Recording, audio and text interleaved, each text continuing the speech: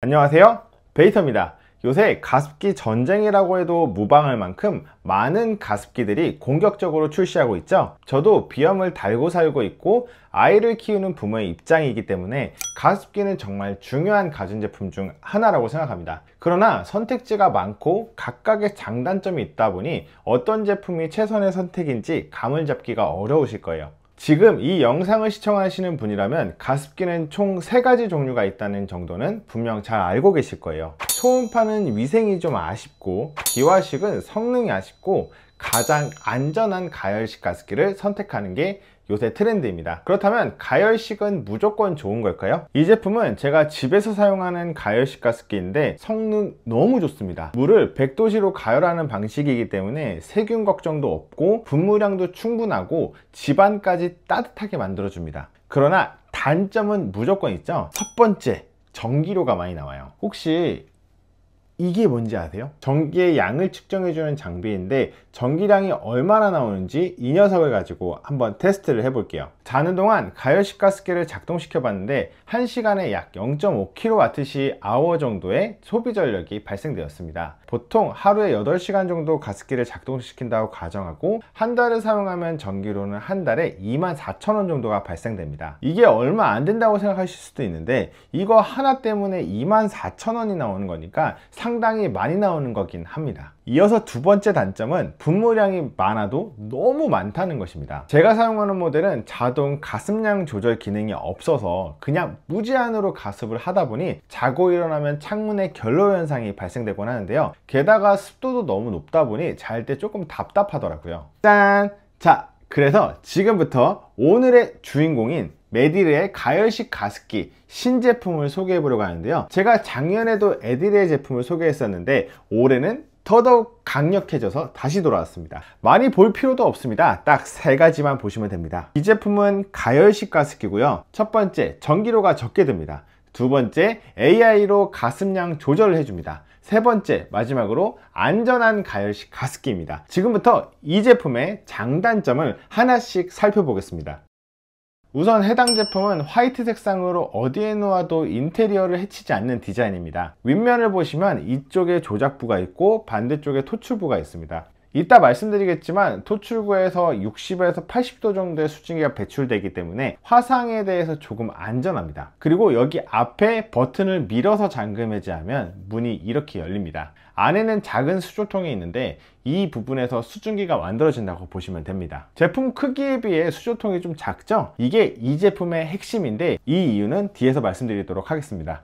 우선 이 수조통은 스테인리스입니다. 살림을 조금 해보신 분들은 아시겠지만 분명 연마제부터 걱정하실 텐데요. 스테인리스의 강택을 위해 전통적인 방식은 물리적인 방법을 사용했습니다. 이러한 연마 방식을 취하다 보니 표면에 해로운 물질이 남아있을 수밖에 없는데요. 그러나 이 가습기에 사용된 스테인리스의 경우 316 소재이며 의료용으로 사용될 정도로 부식성이 강한 높은 단계의 제품입니다. 또한 물리적 연마가 아닌 전기를 통한 전의 연마 방식을 사용하였기 때문에 더 매끈하고 연마제 제거 작업을 하지 않으셔도 됩니다. 저도 실제로 식용유를 바르고 닦아봤는데 연마제가 전혀 나오지 않더라고요. 그리고 통을 들어보면 대형 수조통이 있는데 이 부분도 역시 같은 소재를 사용했기 때문에 연마제 제거는 불필요합니다. 그리고 이 통 밑을 자세히 보면 UVC LED가 탑재되어 있는데요. 요새 이 기능이 없는 모델은 거의 없는 것 같습니다.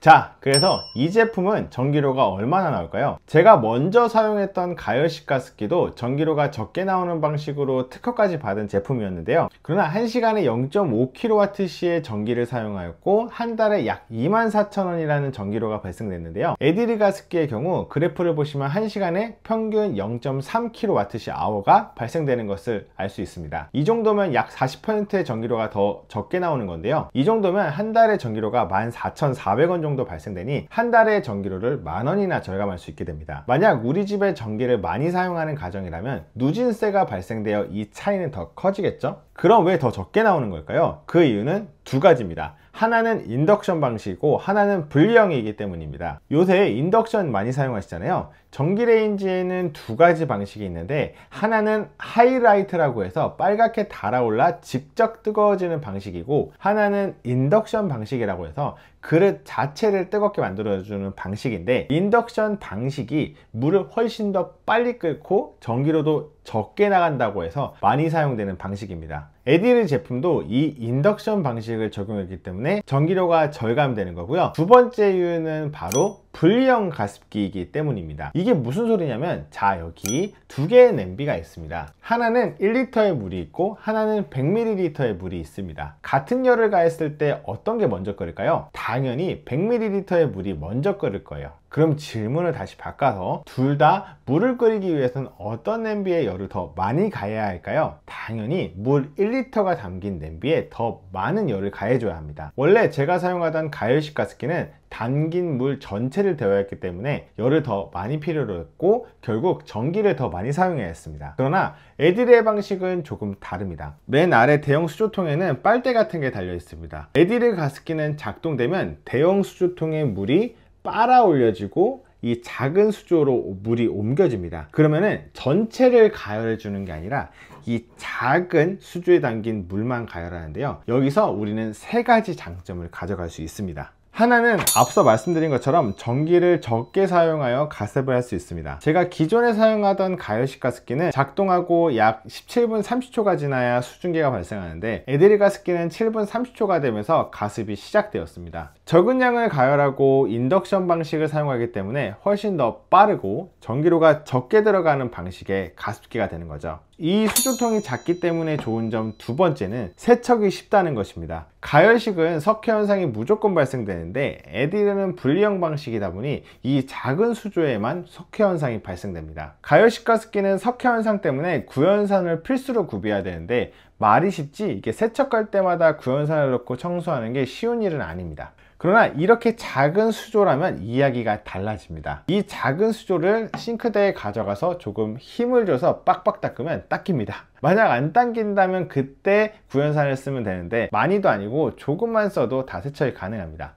이 밑에 대형 수조는 어떻게 하냐고요? 여기는 애초에 석회 현상이 발생되지 않습니다. 게다가 앞서 말씀드린 UVC LED가 세균을 잡아주기 때문에 주방 세제만 사용하셔도 쉽게 세척이 가능합니다. 마찬가지로 이 위에 있는 스테인리스도 물로 쓱쓱 헹궈주기만 하면 되기 때문에 세척이 정말 쉽습니다. 제가 기존에 사용하던 가습기는 가습량 조절이 안 됐기 때문에 아침이 되면 창문에 물이 맺히는 결로 현상이 발생될 수밖에 없더라고요. 주로 안방에서 가습기를 많이 사용하는데 습도가 너무 높으면 사우나 같아서 좀 불쾌한 느낌이 들더라고요. 이 에디르 가습기에는 가습량을 조절하는 두 가지 기능이 있습니다. 하나는 AI 모드고 하나는 에코 모드입니다. 이 가습기 외부에는 가습량 센서가 있는데, 이 부분으로 현재 습도를 측정하고 내가 지정한 습도를 유지하도록 만들어주는 게 AI 모드입니다. 이 모드를 사용하면 습도를 올릴 때는 가장 높은 출력으로 습도를 빠르게 올려주고, 적정 수준에 도달하면 점차 출력을 낮게 조절하여 전력량을 조절해주는 기능입니다. 이렇게 하면 전력도 낭비되지 않고 적정 습도를 유지할 수 있기 때문에 결로 현상도 없고 쾌적한 상태로 잠을 잘 수 있게 됩니다. 여기에 에코 모드는 AI랑 완전히 똑같은 기능인데 60% 수준으로 가습기를 유지시켜주는 기능입니다. 그러다 보니 웬만하면 에코 모드로 놓고 사용해 주시면 추가 다른 작업을 하실 필요는 없습니다. 가열식 가습기의 최대 장점이자 단점은 물을 100도씨로 끓인다는 겁니다. 물을 100도씨로 끓이기 때문에 세균을 모두 잡아주고 집안의 온도를 높여주지만, 반대로 화상의 위험이 있을 수밖에 없습니다. 열 화상 카메라로 보면 일반적인 가열식 가습기는 100도씨의 수증기를 뿜어내기 때문에 손을 대면 화상에 노출되기 마련인데요, 에디르 가습기도 마찬가지로 내부에서는 100도씨로 가열되지만 토출구에 노출되기 전에 먼저 공기를 접촉한 뒤 나오기 때문에 80도 아래의 수증기가 배출됩니다. 이마저도 여전히 높은 온도이긴 하나 외부에 노출되면 금방 식기 때문에 손을 밀착하지 않는 이상 화상의 위험이 상대적으로 적습니다. 또한 가습기 형태가 안정적인 직사각형 구조라 넘어지기 쉽지 않고, 바닥은 고무 패드로 잘 밀리지 않는 형태로 구성되어 있다 보니 조금 더 안전하게 사용할 수 있습니다. 제가 여태까지 여러 가습기를 써봤는데 이번 에디르의 가열식 가습기는 만족도가 상당히 높은 제품이라고 자신있게 말할 수 있습니다. 그렇다고 무작정 장점만 있는 건 아닌데요, 문제는 소음입니다. 아무래도 수증기를 위로 밀어줘야 되다 보니 팬이 돌아가는데 이 팬의 소음이 약 48dB 정도가 나옵니다. 이 정도 소음은 조용한 사무실 정도라고 하니 크지는 않지만 분명 신경이 쓰이는 정도이긴 합니다. 그래서 머리 맡에 두고 사용하시기보다는 구석쪽에 놓고 사용하시는 것을 권장드립니다. 다음으로 전용 어플이 없습니다. 보통 요새는 전용 어플을 사용하는 게 일반적이지만 해당 제품은 어플이 없기 때문에 휴대폰으로 조작하는 게 불가능합니다. 물론 조작이 어려운 제품은 아니기 때문에 필수는 아니지만 뭔가 조금 아쉬운 포인트입니다. 그럼에도 불구하고 가열식 가습기의 최대 단점인 전기료와 분무량 조절이라는 가장 핵심 포인트를 제거했다는 점에서 높은 점수를 주고 싶습니다. 올겨울 아직 가습기를 장만하지 않으셨다면 에디르 가열식 가습기도 한번 고려해 보셔도 좋을 것 같습니다. 그럼 오늘 영상은 여기까지며 모두 감기 조심하세요. 이상 베이터였습니다. 안녕.